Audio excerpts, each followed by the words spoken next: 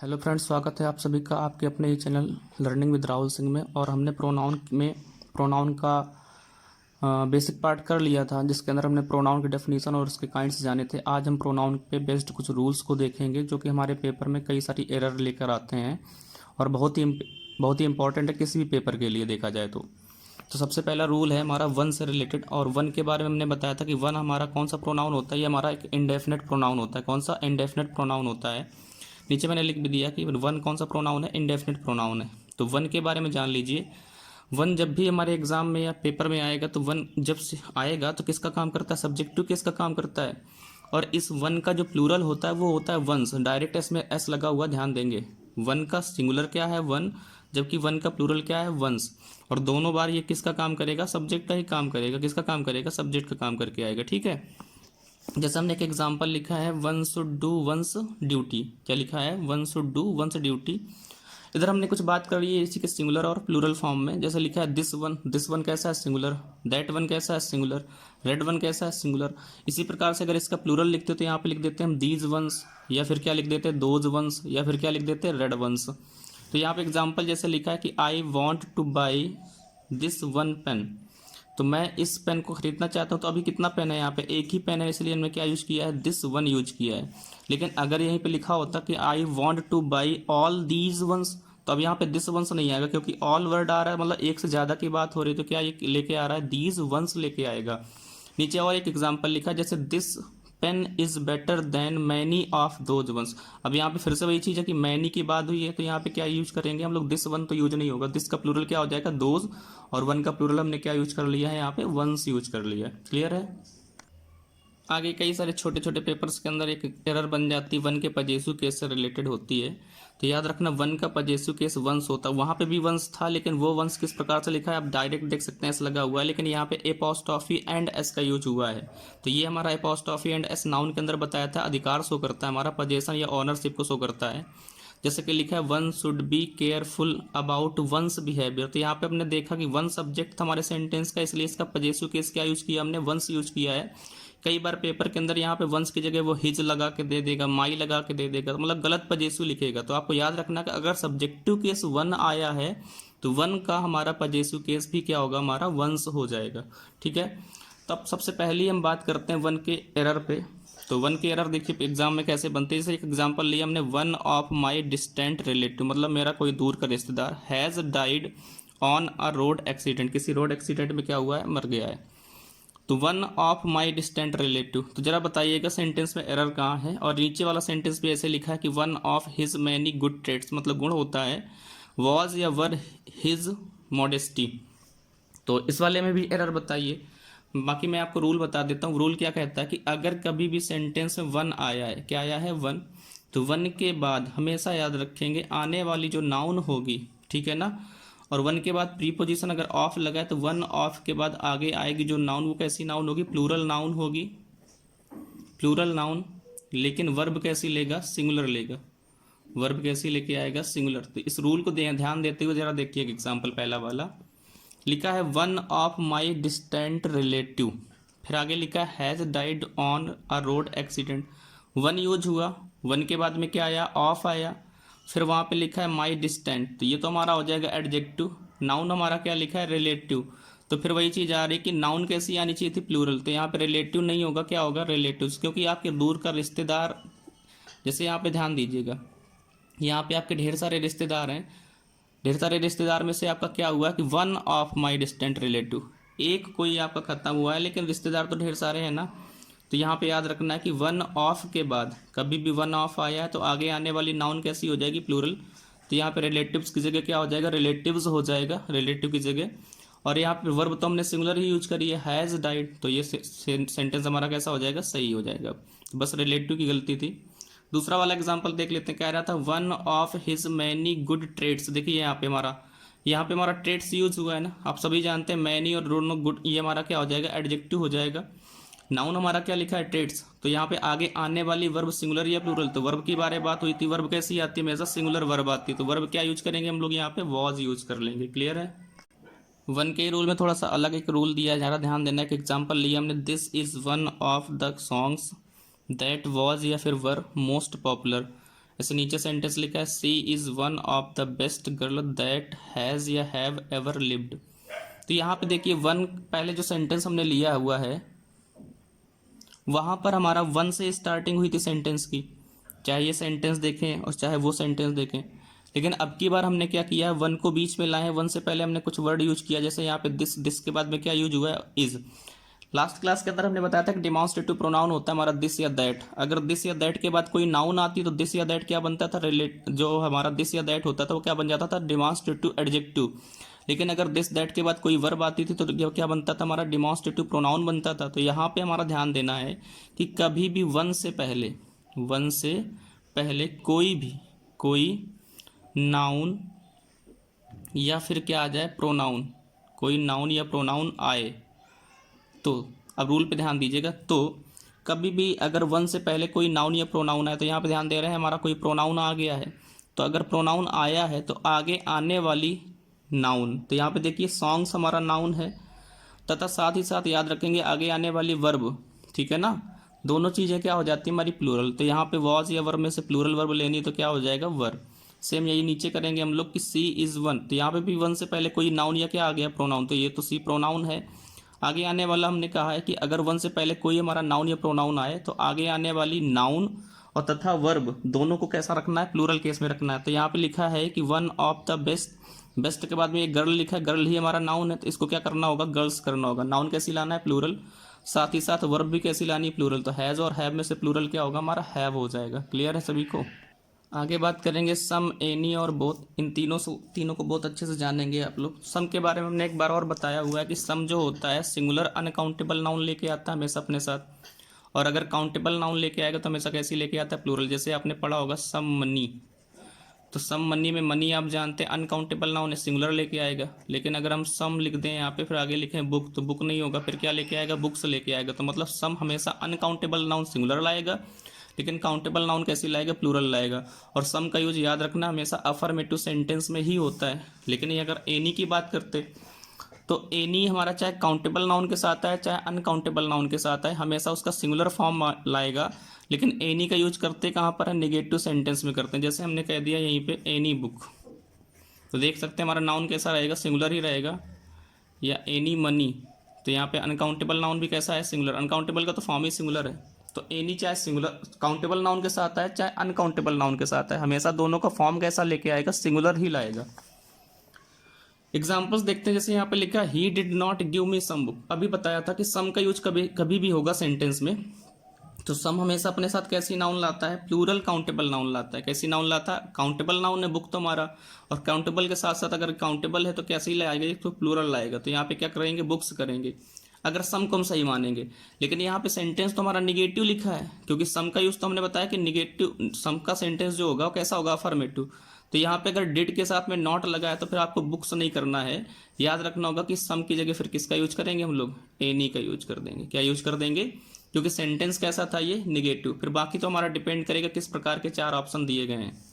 नीचे फिर सेंटेंस लिखा है he gave me any money. अब यहाँ पे सेंटेंस कैसा है हमारा, अफर्मेटिव है, और अफर्मेटिव में फिर से वही बात आएगी, एनी का यूज नहीं होगा। तो फिर यहाँ पे क्या यूज करते हैं, सम का, he gave me some money.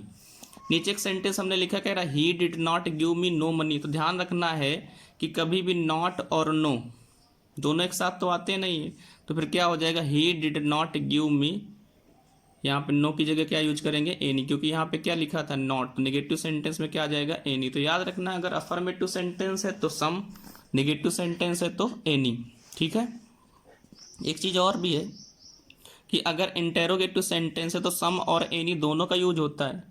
देख लेते हैं कैसे होता है। जैसे लिखा है do you have any information, क्या तुम्हारे पास कोई इन्फॉर्मेशन है, तो यहाँ पे एनी का यूज किया गया है। सम का यूज किस प्रकार से होगा, अगर यही इंटेरोगेटिव सेंटेंस है तो इंटेरोगेटिव सेंटेंस में सम का यूज तब किया जाता है जब हमें आंसर में एस की उम्मीद हो, मतलब जब हम क्वेश्चन करें और उसके जवाब में हमें एस की उम्मीद हो कि हमारा जो आंसर आएगा वो कैसा आएगा, यस में आएगा, तो फिर हम क्या यूज करते हैं, सम का यूज करते हैं। देखते हैं एग्जाम्पल। जैसे लिखा है I did not have any money, मेरे पास एक भी धन नहीं था, टू बाई अ पेन, एक पेन लेने के लिए। तो कह रहा सो आई आस्क्ड माई फ्रेंड, इसलिए मैंने अपने फ्रेंड से पूछा, इफ ही कुड गिव, फिर आगे कह रहा मी सम मनी, तो यहाँ पे मैंने पूछा अपने फ्रेंड से कि क्या वो मुझे कुछ धन दे सकता था। तो तो याद रखना है कि अगर हमने यहाँ पे किसका यूज कर रखा है, सम का यूज, तो सम का यूज तभी किया है जब हमें उम्मीद में क्या मिलने की उम्मीद है, यहाँ पे आंसर में हमारे एस की उम्मीद है, मतलब हाँ में जवाब अगर आ रहा है तो फिर किसका यूज करेंगे, सम का यूज करेंगे।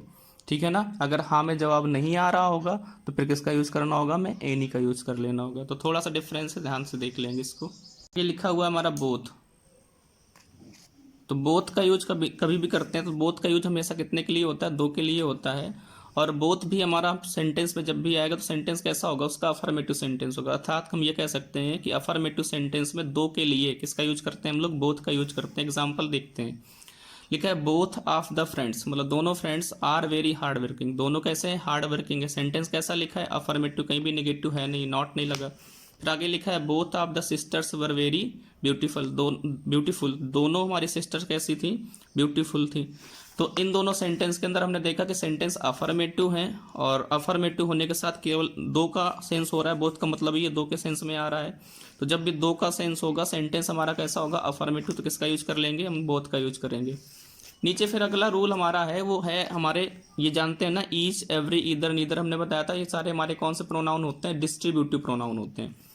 तो जब भी सेंटेंस में हमारे ये डिस्ट्रीब्यूटिव प्रोनाउन आएंगे, शुरुआत में ये आते हैं सेंटेंस में, तो अपने साथ हमेशा सिंगुलर नाउन लाएंगे, साथ ही साथ सिंगुलर वर्ब लाएंगे, और साथ ही साथ क्या लाएंगे, हमारा सिंगुलर पजेसिव लाएंगे। अब एक चीज़ जानिए, जो पजेसिव आ रहा है किसके लिए आ रहा है, इस नाउन के लिए आ रहा है। तो सिंगुलर नाउन के लिए अगर पजेसिव यूज हो रहा है तो आप जानते हैं दो ही प्रकार के पजेसिव यूज होंगे यहाँ पे, या तो यूज होगा हिज या फिर क्या यूज होगा, हर।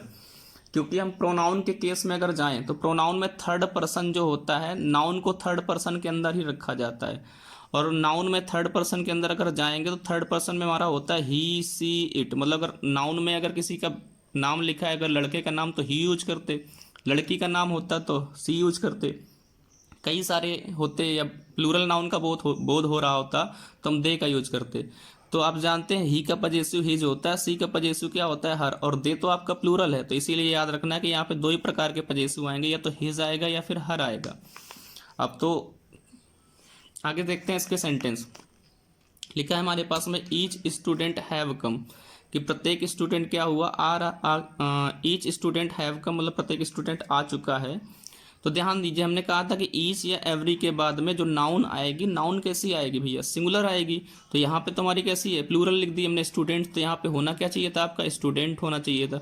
अच्छा, नाउन हमारी सिंगुलर, हमने बताया कि ईच के बाद में नाउन कैसी, सिंगुलर, और साथ ही साथ वर्ब भी कैसी होगी, सिंगुलर। तो यहाँ पे क्या यूज करेंगे हम लोग, हैज का यूज कर देंगे।